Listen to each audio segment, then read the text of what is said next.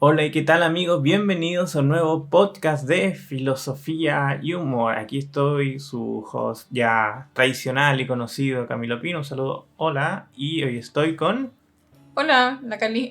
con la Cali. No iría como siempre, pero la idea es estar siempre, pero muchas veces ustedes saben que hacemos un capítulo uno u otra y de repente intentamos hacerlo también juntos. Así que primero partamos con lo tradicional, darles obviamente la bienvenida a nuestro podcast y animarnos a darnos like en Instagram, por ejemplo. También tenemos la página en Facebook que la pescamos un poquito porque está un poquitín llena de boomers, pero igual ahí está replicado un poco nuestro material, nuestro podcast. Y yo creo que muchos de ustedes ya lo saben porque lo hemos comentado en Instagram, que es nuestra principal salida, nuestra página web. Así que sí, tenemos una página web porque en ella estamos un poco recopilando todos nuestros podcasts. Ya saben que tenemos como más de 50 podcasts, creo que al ojo, pero a la vez tenemos mucho material que vamos realizando por Instagram, vamos creando mucho contenido muy bueno para aprender filosofía. Y eso ustedes saben que también las redes sociales se pierden un poco, las redes sociales, un poco la inmediatez hace que se pierdan. Y en razón a eso tenemos esta página con un montón de contenido que vamos a ir creando obviamente más contenido, columnas, etcétera, para que ustedes puedan aprender más de filosofía. De a poquito, porque somos solo dos. Paciencia. Claro, pero hemos estado escribiendo. A mí me gusta mucho el formato clásico de escribir columnas, escribir artículos relacionados a filosofía. Filosofía y humor, de cierto modo, partió así, mucho antes que lo conocieran y que tuviera este nombre, pero a mí me gustaba mucho escribir columnas de filosofía o temas de filosofía conectados un poco más con lo que estaba pasando, con temas chor y cosas así. Bueno, ustedes entienden.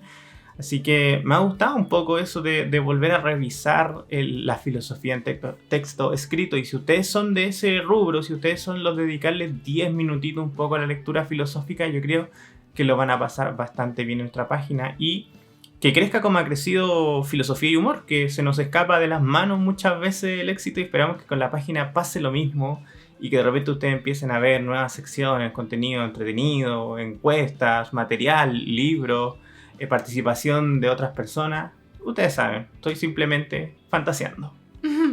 Comparto lo que dice Camilo.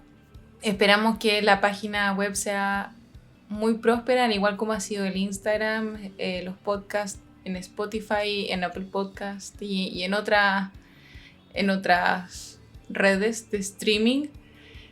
Y en la página pueden también escuchar los podcasts sin pertenecer a ninguna de esas, sin ser socio de Spotify, que pueden escucharlo si no son socios también, pero de Apple Podcast. Bueno, ahí podrán encontrar todo lo que nosotros vayamos emitiendo en cuanto a contenido y aún más en la página, ¿no? Claro, hay mucha gente que nos pregunta y dice, yo no tengo Spotify o no pago Spotify. Entonces es curioso porque probablemente si están escuchando esto porque lo están escuchando por Spotify, pero mucha gente no lo paga y ustedes pueden escuchar podcast sin pagar por Spotify, sin tener una cuenta, y eso es muy bueno. Pero obviamente ahí también en cada uno de nuestros podcasts van a encontrar un link a Spreaker, un link a Apple Podcasts, un link a Google Podcasts, si es que quieren escucharlos en otra plataforma. Y obviamente estamos planeando también poner ahí unos guiones escritos para los que les interesa más. Bueno, por ejemplo, este no tenemos ni un guión, pero hay cosas que la escribimos un poco más y quizá darle un poco la forma de guión.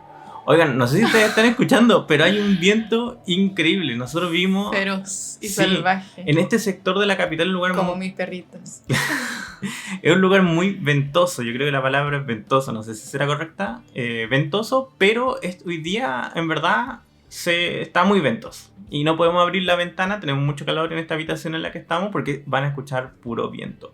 Ah, y el último dato, perdón, porque ya estamos extendiendo mucho. La página también tiene un sistema de donaciones que siempre los invitamos a abrir, porque mucha gente nos escribe más o menos diciéndonos cómo los podemos ayudar, todo eso, siempre nos ponemos en contacto, a veces un poco más difícil, un poco más fácil, dependiendo de dónde son o cómo quieran donar. Entonces ya tenemos un sistema que está relacionado con PayPal y ustedes más o menos, que si están acostumbrados a donarle a influencers, youtubers, gente en Twitch, etcétera. O gente buena onda que quiere seguir haciendo lo que está haciendo. Claro, si ustedes están acostumbrados a esos métodos, les va a salir realmente fácil. Entonces, un poco para cubrir ese punto que mucha gente en verdad nos pregunta cómo ayudarnos. Y ojalá, si ustedes están escuchando esto, nos ayudaría mucho su ayuda. Pero vamos directamente ya al podcast. Ya no tan directamente. No, nosotros somos expertos en ¿cómo se dice? Parecemos señales podcast. Un saludo a nuestros amigos Señales Podcast, que probablemente no nos conocen, pero nosotros lo escuchamos mucho. No creo que escuchamos muchos podcasts juntos con la Cali, pero encanta Señales Podcast. Pero se llama cantinflear, en especial para el amigo mexicano. Esto se llama cantinflear, es decir, irse por la tangente, esquivar realmente el objetivo del que uno quiere hablar. Pero bueno, yendo al objetivo del cual queremos hablar hoy, es del esoterismo. No, pero no del que están pensando. Del esoterismo y exoterismo en los textos, específicamente de Platón y Aristóteles, por lo menos hoy.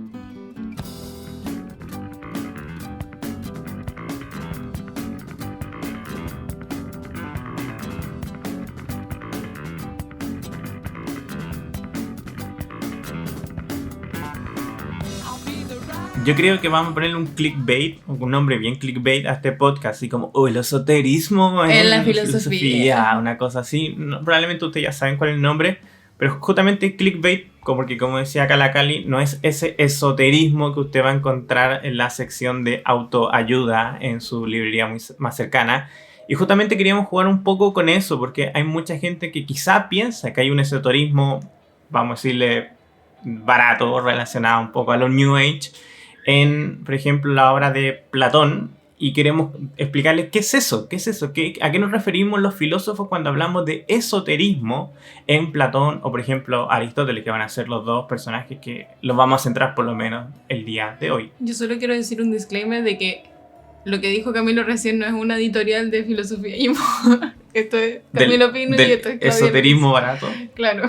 Discúlpame, Cali esotérica. Parece que tendría que nombrarte así, defensora del New Age.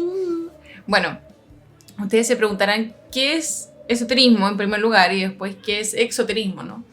La palabra esoterismo viene del griego esóteros, si me acuerdo de mi griego, que significa de dentro, íntimo o interior.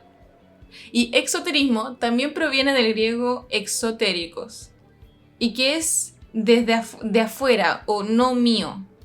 Y ustedes se podrán preguntar qué significan estas dos palabras en la filosofía. Bueno, esotérico es un tipo de estudio donde es más íntimo, es decir, está dirigido hacia un grupo de personas expertas en el tema, o no necesariamente expertas, pero entendidas. Y por ejemplo, en Platón y Aristóteles, estos estudios esotéricos son los que enseñaban en la academia a estudiantes filósofos o aprendices de ellos, y Aristóteles en el liceo también consecutivamente, ¿no? Y los textos exotéricos intentan ser más básicos, no básicos en tanto al contenido de fondo, pero a la forma de explicar el estudio, para que mayor gente pueda comprenderlos. Estos, por ejemplo, son los diálogos de Platón y textos que desconocemos de Aristóteles, porque se perdieron a lo largo de los años. Ahí vamos a explicar un poco eso con mayor atención. O sea, podríamos resumir que los textos esotéricos son textos privados, íntimos, apuntes de clase que muchas veces usamos los profesores. Yo cuando voy a dar una clase, agarro un Word, porque ya no lo hago obviamente en el formato material, pero escribo un par de ideas, 3, 4 ideas, que va a ser lo esencial que tengo que hablar en esa clase. Y sin filtro. Claro, es un texto esotérico porque lo leo yo simplemente. De hecho, justamente, si bien los textos esotéricos nos llegan por los alumnos de estos profesores, digamos Platón y Aristóteles, llegan a través de su muerte. Es decir, una vez que ellos mueren, los alumnos ponen en orden todos sus textos y encuentran sus apuntes de clase. Es un texto esotérico, un apunte de clase, que probablemente ellos nunca pensaron que otra persona lo iba a leer aparte de ellos mientras daban clase. Mientras que, por otra parte, los textos exotéricos con X son, como decía la Cale, textos de divulgación filosófica, muy como lo que se está haciendo ahora en el ámbito de la ciencia, muy como lo estamos haciendo incluso nosotros en filosofía y humor. ¿Y qué caracteriza entonces estos textos de carácter exotérico? Que tiene un lenguaje simple y sencillo, capaz de llegar y hacerle sentido a todas las personas, porque su objetivo no es quedarse dentro de un mundo pequeño de académicos, sino es poder llevar a todas las otras personas la filosofía, y a la vez que esas personas, cualquiera sea su estatus, se sientan atraídos por el contenido filosófico. Entonces, podríamos empezar primero entendiendo la obra de Platón, la cual todos conocemos en el colegio, en cualquier lugar. Los diálogos de Platón, muchas veces que nos hace leer en el colegio o con los que nos introducimos a la filosofía, ellos son textos exotéricos, textos que la gente de la Academia de Platón se dedicaba a vender literalmente, a vender al público ateniense para que ellos lo leyeran a modo de obras de teatro, de género dramático, como lo que son, pero pudieran ver las ideas filosóficas que estaban detrás. Y eso implicaba una estructura, personajes, diálogos, desarrollo, clima, conclusión, desenlace, lo que ustedes quieran, con mayor o menor logro, obviamente. Y Platón sabía muy bien esto y en el fondo lo útil que eran los diálogos las obras de teatro, como para seguir la línea, para transmitir ideas, porque él fue un dramaturgo antes de comenzar con la filosofía. Y él se había dado cuenta en el fondo de lo llamativo que eran, bueno, primero que nada eran uno de los únicos modos de transmitir información antes. Era el YouTube de sus tiempos. Claro.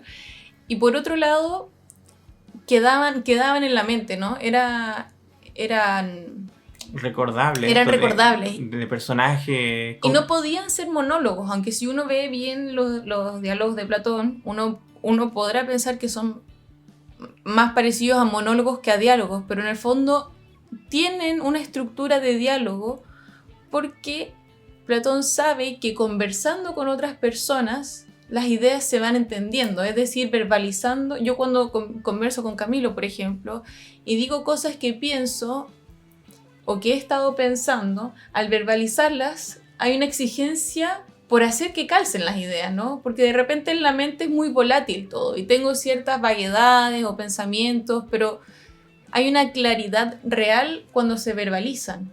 Por eso siempre se dice que el que sabe enseña, y eso yo creo que, yo siempre hablo del punto de vista de un profesor, perdónenme, pero como siempre estoy ligado a la pedagogía, claro, cuando uno está haciendo clases realmente sabe si sabe. Cuando tiene la capacidad de poder transmitir una idea y que ésta sea entendible por los demás, es una clave para saber realmente si ese contenido caló en ti de un modo u otro. Si no, era simplemente algo que está dando vuelta en su cabeza. Claro, de hecho, para los alumnos de Camilo, él enseña porque él quiere entender, no porque quiere enseñarle a usted. Yo creo que en muchos filósofos pasa eso, en verdad hacemos una especie de clase a modo de poder entender en dónde estamos y con los alumnos siendo partícipes de este proceso de reflexión muchas veces, siendo una contraparte que te va tirando ideas o dialogando más o menos para que sea también un proceso mayéutico, de tú dar a luz a través de los alumnos un poco las ideas que se están gestando. Pero yo aprendí un montón de cosas haciendo clases, literalmente. Mientras voy explicando algo, otras cosas se me van aclarando. Claro, creo que era Einstein el que decía, si quieres saber si aprendiste algo, explícaselo a tu abuela. Bueno, puede ser. Yo creo que tenía un profesor que decía algo parecido, pero no era Einstein, claramente, mi profesor. Pero de todo, bueno, tomando un poco una idea que sea la Cali, quizá eso le da forma a los diálogos de Platón, que una vez se ve unos personajes no tridimensionales. En la obra de Platón tampoco lo culpamos. No quieres atribuirle que obviamente estamos en el siglo 3-4 antes de Cristo y que esa exigencia narrativa de los personajes son un poco más o menos contemporáneos, pero obviamente los personajes dentro de Platón quieren encarnar una cierta visión del mundo, la visión del filósofo, la visión del sofista, la visión del geómetra, etcétera, etcétera, etcétera, porque justamente son caricaturas de personajes a las cuales uno les puede atribuir más fácilmente un discurso. Entonces es más fácil recordarlo. Me gusta esta idea que decía recién la Cali, porque del mismo modo que cuando uno es chico y tiene que memorizar las letras a través de canciones, los números a través de canciones, porque es una forma en que nosotros intelectualmente tenemos más sensibilidad para llegar a ello. Entonces, los diálogos de Platón, en el caso específico de Platón, son textos exotéricos, es decir, de divulgación filosófica, capaces de llegar, ojalá, o se esperaba eso, a casi cualquier persona. Y por eso en la actualidad, incluso en el 2020 o yo creo que incluso siglos por venir, cuando a mí me preguntan por dónde empezar la filosofía, yo siempre les recomiendo los diálogos de Platón, en especial los primeros, porque fueron formulados específicamente de esa forma, como un texto capaz de atraer a la gente a la filosofía.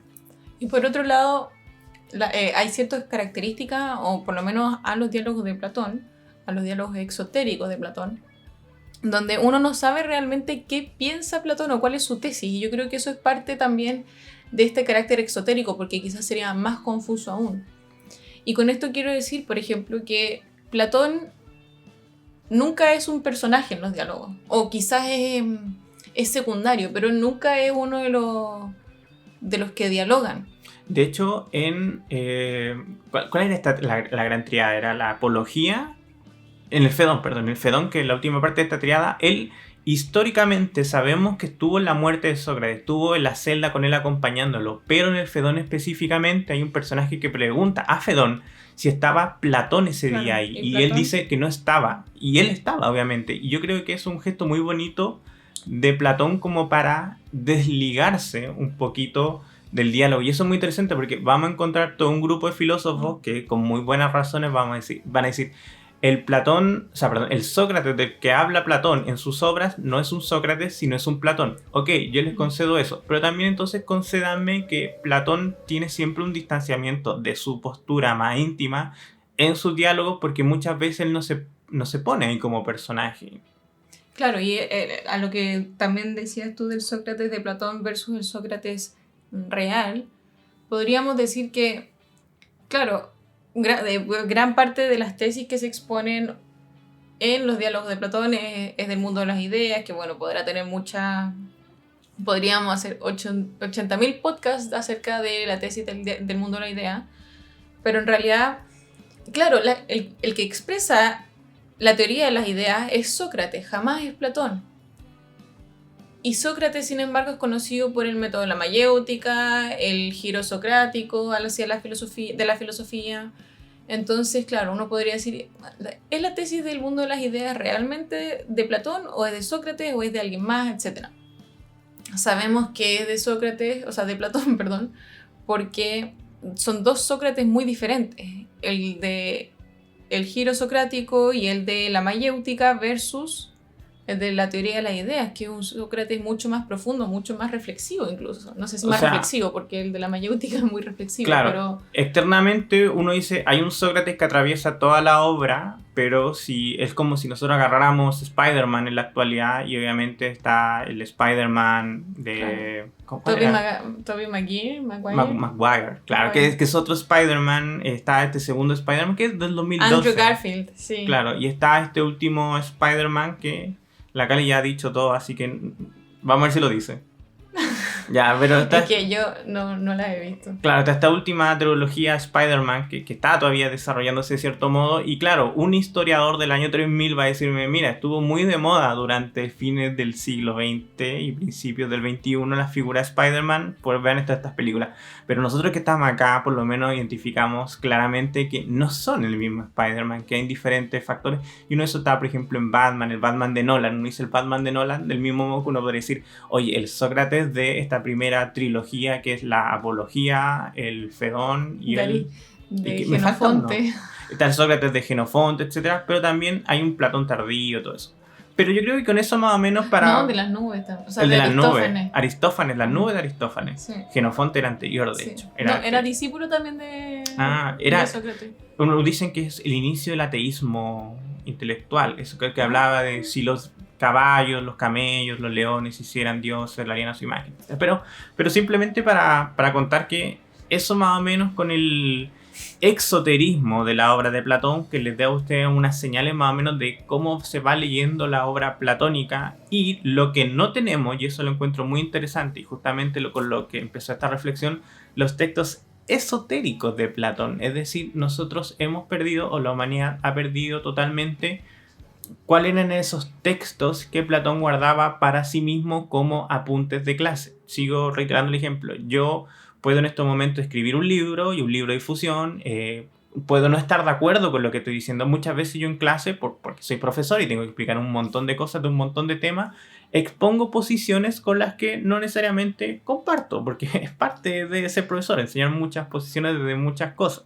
Platón quizá en sus textos exotéricos, es decir, sus diálogos, no compartía todas las ideas que él mismo exponía. No lo sabemos finalmente, no estamos en el interior de Platón, no tenemos su diario de vida.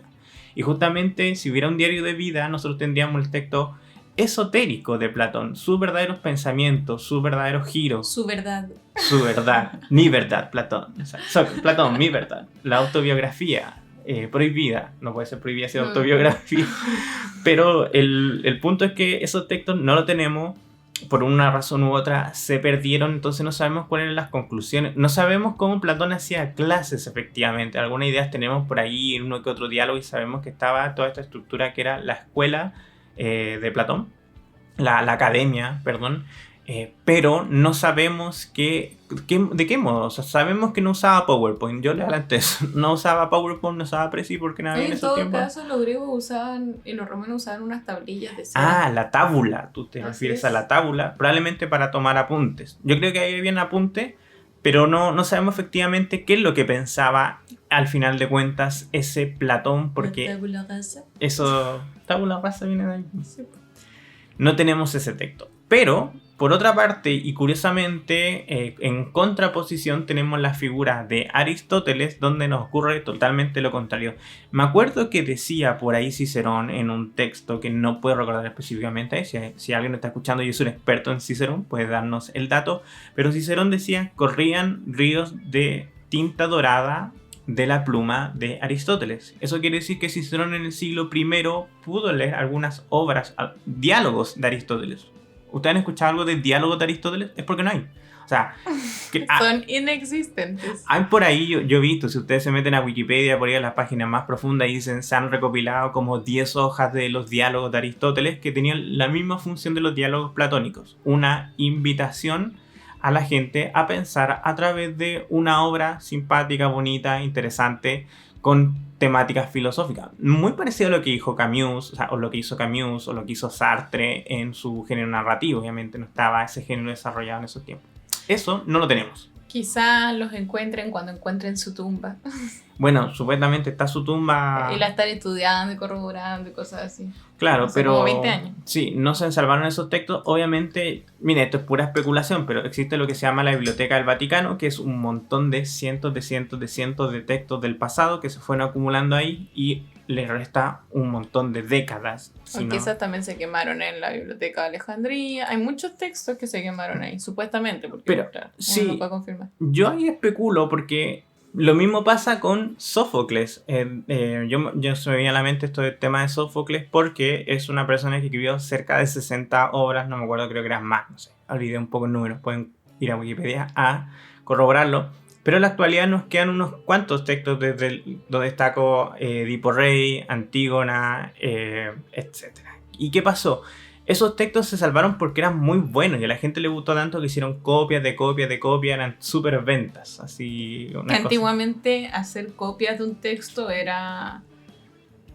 Estaban los escribas, que eran profesiones muy escasas y que se demoraban siglos. Claro, estos copistas básicamente de la obra y que se demoran, como tú dijiste, infinito. Entonces en el fondo era muy raro y muy caro. Claro, entonces probablemente dentro del mercado de libros circulaban muy pocos. Incluso la obra más exitosa debe haber sido muy poca. Entonces, yo especulo, estoy pensando, y esto no se lo tomen como a personal, pero quizá las obras de Aristóteles no eran tan buenas, los diálogos de Aristóteles no eran tan buenos. Fomeque. Puede que haya sido medio fome por alguna razón, no sé. Sigue siendo Cicerón, que es un tipo experto en estos temas y que es un referente en el ámbito de la crítica literaria, no solo filosófica, sino en la crítica literaria. Él consideraba que los diálogos de Aristóteles eran buenos, él los admiraba, pero no nos ha llegado ninguno en la actualidad. ¿Será porque en verdad no eran tan buenos? ¿Será porque los diálogos de Sócrates de Platón eran tan buenos que lo opacaron? ¿Será que esto es como cuando la oreja de Van Gogh se separó y esta, ¿cómo se llama la vocalista? Amaya Montero. No, Amaya Montero es otra. Bueno, ella. Ella, claro, no tenemos nada ahí. Probablemente hace buenas canciones, pero lo que conocemos ya fue la oreja Van Gogh y eso quizás es lo importante. Y que se llama Amaya. No tan segura el apellido, pero... Pero se llama Amaya. Entonces quizás algo pasó con Aristóteles. Sí, pero yo no creo que hayan sido malos porque eso significaría que los textos esotéricos de Platón también eran medio malos y quizás eran ininteligibles, pero no necesariamente malos. A mí me cabe muchas dudas. Yo no podría conseguir que los textos esotéricos de Platón fueran malos, por ejemplo. Mira, hay un tema, y eso hoy estamos en ¿cómo se llama? El puro cagüín filosófico. Pero el cagüín filosófico dice que los textos esotéricos, los textos ocultos y personales de Platón su verdad se quedaron en la Academia de Platón, que va a resistir todavía unos cuantos siglos. De hecho, cuando San Agustín lucha y crea ese diálogo que se llama el Contraacadémicos, la pregunta es ¿quiénes son estos académicos? Son los académicos de la Escuela de Atenas. Es decir, esta institución se transformó en lo que nosotros vamos a conocer como el neoplatonismo. el neoplatonismo es un poco la pervivencia del espíritu platónico en pensadores posteriores. Y aquí hay, claro, una diferencia técnica en que está este neoplatonismo estricto, donde se toman las tesis platónicas como la creencia en un mundo de las ideas, la reencarnación del alma, es decir, se toma ese Platón religioso, que yo no creo que Platón haya querido ser el Platón religioso, era una forma de explicar. Se toman estos mitos de Platón como verdades filosóficas y se especula desde ese ámbito. Esa es un poco la línea que va a ser el neoplatonismo en tanto el helenismo y la Edad Media, pero por otra parte está el academicismo en el sentido de la academia de Platón, donde se siguen las ideas, las teorías filosóficas, estrictamente filosóficas de Platón. Entonces, la tesis que yo sostengo acá es que los textos privados de Platón quedaron en manos de este último grupo de pensadores ligados netamente a la educación de la academia en la academia. ¿Y después qué habría pasado? Después de esto se pierde en el mundo medieval. O sea, nosotros vemos que hay una crisis. Gente irresponsable. Mira, a mí se me pierde un trabajo, me ponían mala nota, pero ¿a quién se le pierden los textos de Platón? Es que yo... Bueno, a mucha gente y probablemente a lo largo de los años, pero igual. Pero esta tesis no es descabellada, porque haciendo monos en mi cabeza, cuando San Agustín le responde a los académicos, les critica su escepticismo. Y si uno... Y tiene sentido, porque la obra esotérica, platónica, es muy propositiva. ¿Qué quiere decir propositiva? Propone cosas, propone el mundo de las ideas, propone la reencarnación del alma, propone el mito de Er, propone un montón de cosas. Pero probablemente la metodología propiamente socrática, la metodología propiamente platónica, pedagógicamente hablando, y que yo creo que muchos filósofos la usamos en la actualidad, es una disciplina escéptica. ¿Qué quiere decir esto? Dudar de todo, cuestionar todo, question authority, ¿cachai? Question everything, deny everything. Esa metodología escéptica es propio del razonamiento filosófico clásico, y justamente Platón ataca a los académicos, hasta académicos platónicos, perdón, San Agustín ataca a estos académicos platónicos porque son escépticos, le ataca su escepticismo, y claro, hay un escepticismo radical después en la academia. Platón contra Platón. ¿Y eso es? Dos mujeres que se dan la mano.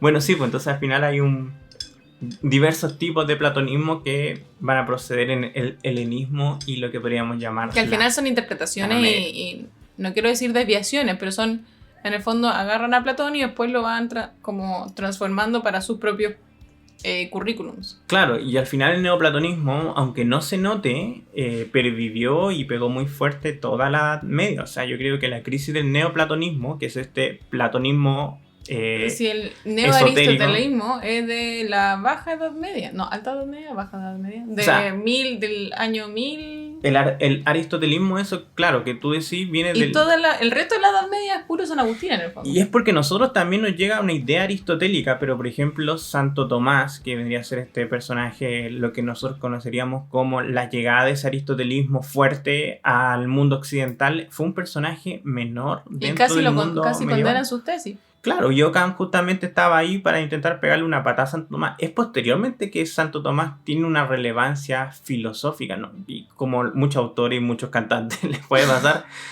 una vez que mueren se vuelven mucho más famosos, pero Santo Tomás en su momento no tuvo el impacto que nosotros le atribuimos. Claro, de hecho, como recién comentaba, yo quiero enfatizar lo crucial que es importante, porque hoy en día casi toda la doctrina de la iglesia está muy basada también en Tomás de Aquino, pero en su momento casi condenan sus tesis.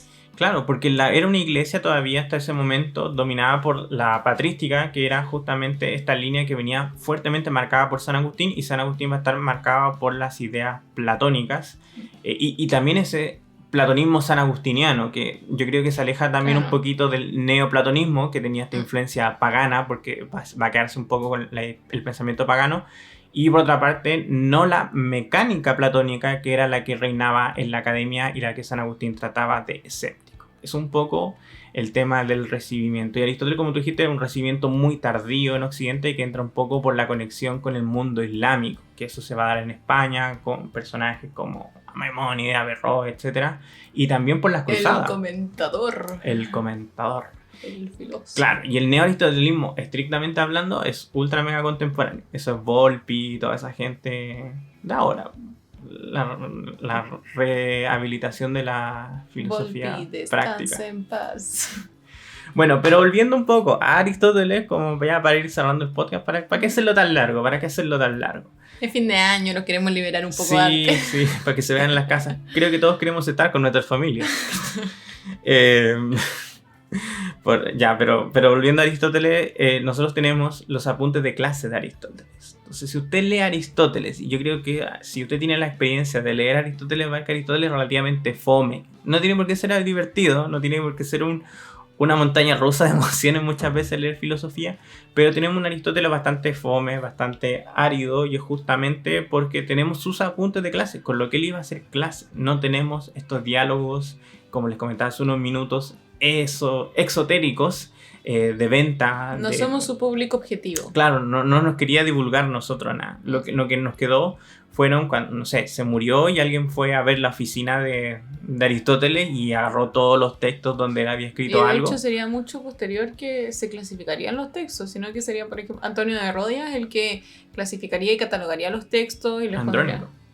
¿Andrónico? Andrónico de Rodias. Cambian los nombres. Claro, y eso lo comentaba un poco en nuestro texto de introducción a la metafísica. Nuestro curso que tenemos ahí totalmente pendiente.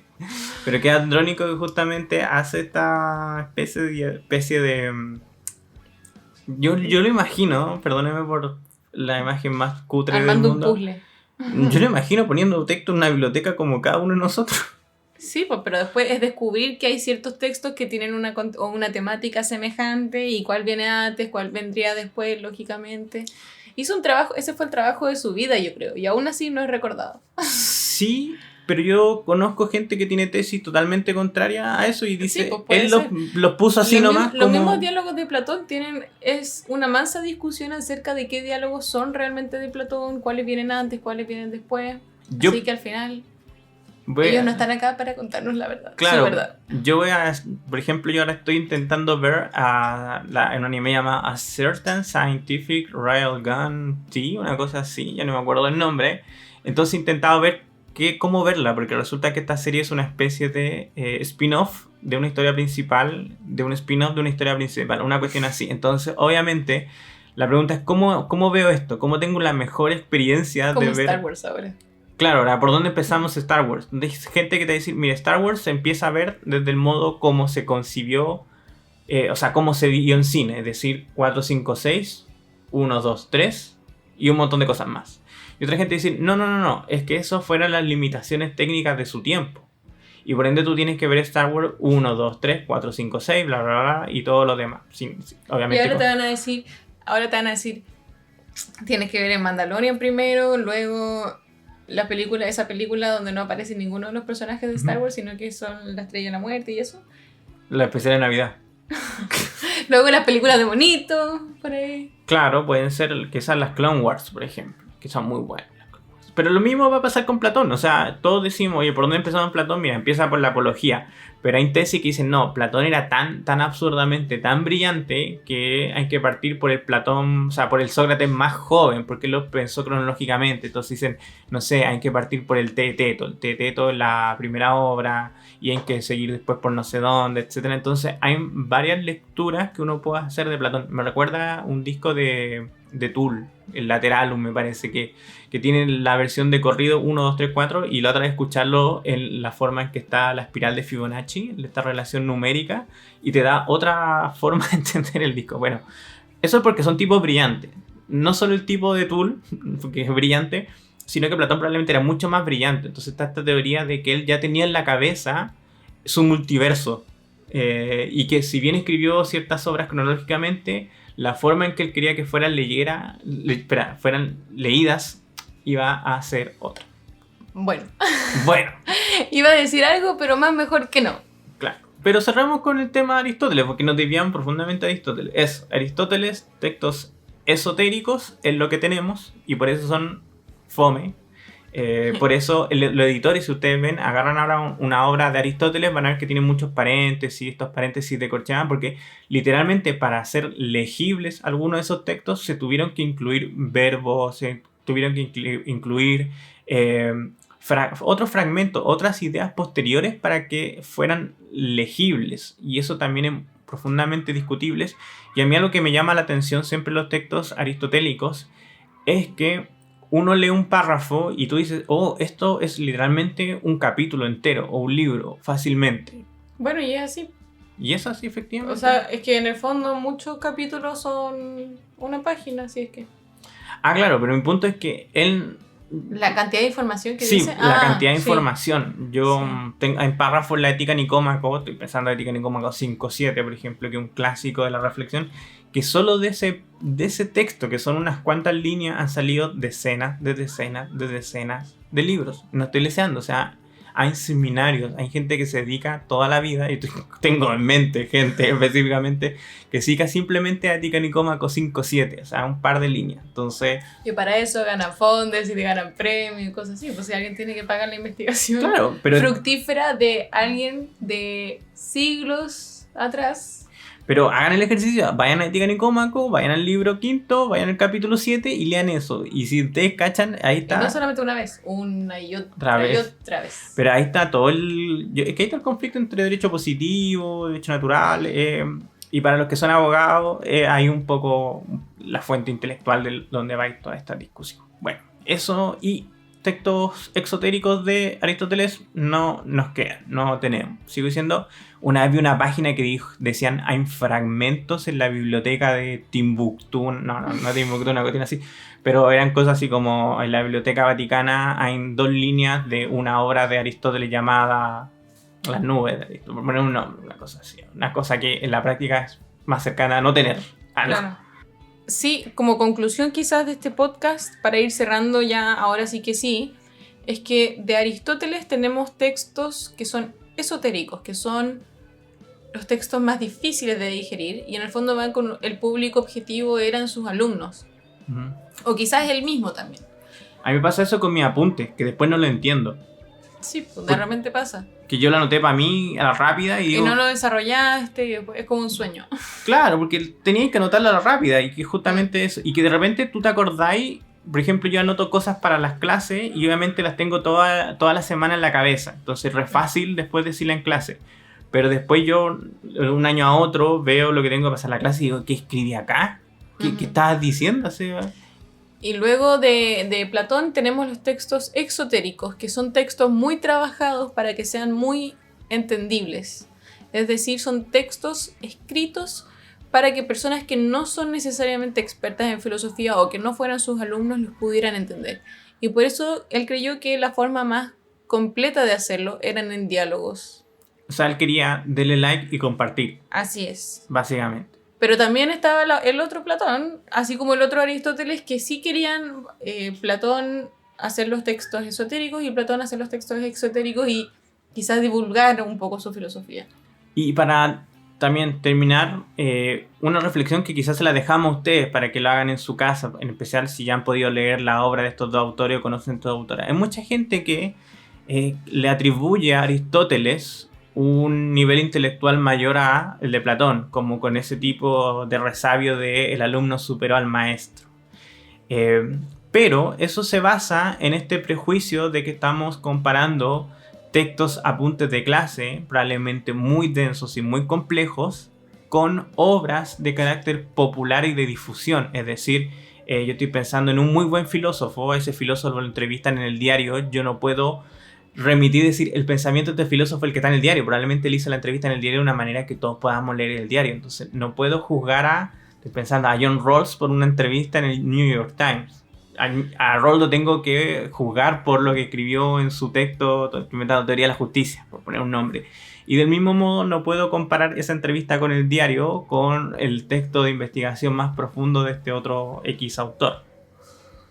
Así es, y también yo creo que no solamente eso, sino que es muy interesante esta dinámica que se da en los autores de la filosofía y también para quizás mitigar un poco la concepción que se tiene de que la filosofía siempre ha sido y siempre será de ciertas élites. Y creo que ciertas élites académicas, el tipo de élite que sea en el fondo. Y rompe un poco con esa dinámica desde el comienzo de la filosofía, bueno, desde el comienzo post-Sócrates, claro.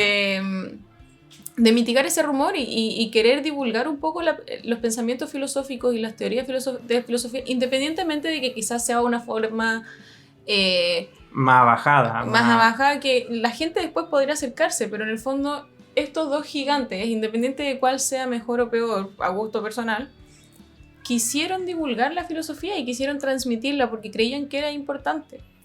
Claro, porque al final la filosofía, estoy pensando en ello, es una filosofía para la polis. O sea, el lugar donde se desarrolla el ser humano para estos autores es en la sociedad.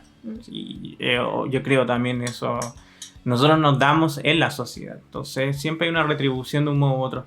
Y ahí, no sé, otro día podemos hacer un podcast más o menos de cómo funcionan estos diálogos platónicos. Estoy pensando en unos personajes como Leo Strauss, que tiene esta teoría de que los textos platónicos son una especie de anzuelo para agarrar a esta gente que lo leía y a los que tenían más capacidad y le interesaba mucho el bichito, que probablemente son como ustedes que están escuchando en este podcast, agarrarlo y meterlo a la filosofía pura y dura. Entonces lo mismo nosotros estamos acá, estamos dejando migajas filosóficas a través de podcast para que ustedes después se metan a la página, se metan a los microcursos ahí y terminen, no sé, por una cantidad de tiempo esto leyendo papers de JSTOR. Leyéndose la última... Open Access. Claro, el Open Access para el podcast anterior. Bueno, eso vos, chiquillos, no les quitamos más tiempo para que vayan a pasar su año nuevo. Felices 12. Sí, pues, no sé cuándo va a salir este podcast, pero probablemente espero que salga este año o el próximo. Chiste boomer. Nos vemos el próximo año. Bye.